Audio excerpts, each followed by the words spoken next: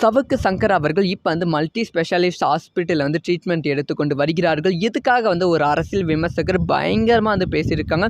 அவங்க பேசுனதை கேட்ட எனக்கு வந்து என்னடா நீங்களாம் இப்போ அரசியல் விமர்சகராக ஆனீங்க, உங்களெலாம் யாரா இன்டர்வியூ எடுக்கிறா அப்படிங்கிற கேள்வி தான் வந்து எழுகிறது. கண்டிப்பாக வந்து உங்களுக்குள்ளேயும் மேலும் இதை பற்றி டீட்டெயிலாக தான் பேச போயிடும். வாங்க பார்க்கலாம்.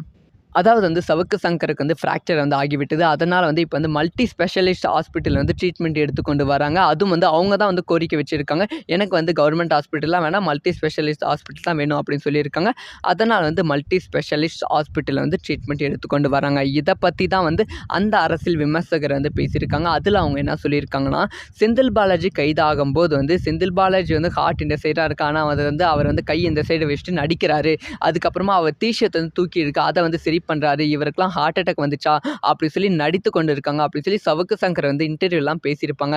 இப்போ அதே நிலைமை தான் இப்போ சவுக்கு சங்கருக்கும் இருக்குது. பயங்கரமாக வந்து சவுக்கு சங்கர் நடித்து கொண்டு இருக்காங்க.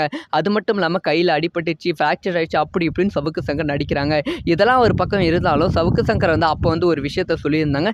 செந்தில் பாலாஜி வந்து அரசு மருத்துவமனையில் வந்து சிகிச்சை பெற்றிருக்கும் போது எனக்கு வந்து அரசு மருத்துவமனை வேண்டாம், ஸோ காவேரி மருத்துவமனை தான் வேணும் அப்படி சொல்லி உயர்நீதிமன்றத்தில் வந்து கோரிக்கை வச்சுருந்தாங்க. அதே மாதிரி தான் வந்து நடந்துச்சு. ஸோ வந்து செந்தில் பாலாஜிக்கு மட்டும் வந்து சவுக்கு சங்கர் எதிர்ப்பாக பேசியிருக்காங்களே, இப்போ வந்து சவுக்கு சங்கரும் அதே விஷயத்தை தான் சொல்லியிருக்காங்க. எனக்கு வந்து அரசு மருத்துவமனையில் சிகிச்சை வேண்டாம், மல்டி ஸ்பெஷலிஸ்ட் ஹாஸ்பிட்டல் தான் சிகிச்சை வேண்டும் அப்படின்னு சொல்லியிருக்காங்களே அப்படின்னு வந்து அவர் வந்து சொல்லியிருக்காங்க.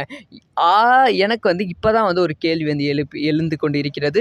அதாவது வந்து செந்தில் பாலாஜி வந்து ஒரு வந்து மினிஸ்டர், ஸோ வந்து அரசுக்கு சம்மந்தப்பட்ட ஒருத்தர், அவரது வந்து கண்டிப்பாக அரசு மருத்துவமனையில் தான் சிகிச்சை பெற வேண்டும். ஆனால் சவுக்கு சங்கருக்கு அந்த கட்டாயம் கிடையாது. அவர் வந்து அரசுக்கு எகெயின்ஸ்டாக பேசிட்டு இருக்காங்க. இந்த மாதிரி வந்து நிறைய கரப்ஷன் நடக்குது அப்படின்னு பேசிட்டு இருக்காங்க.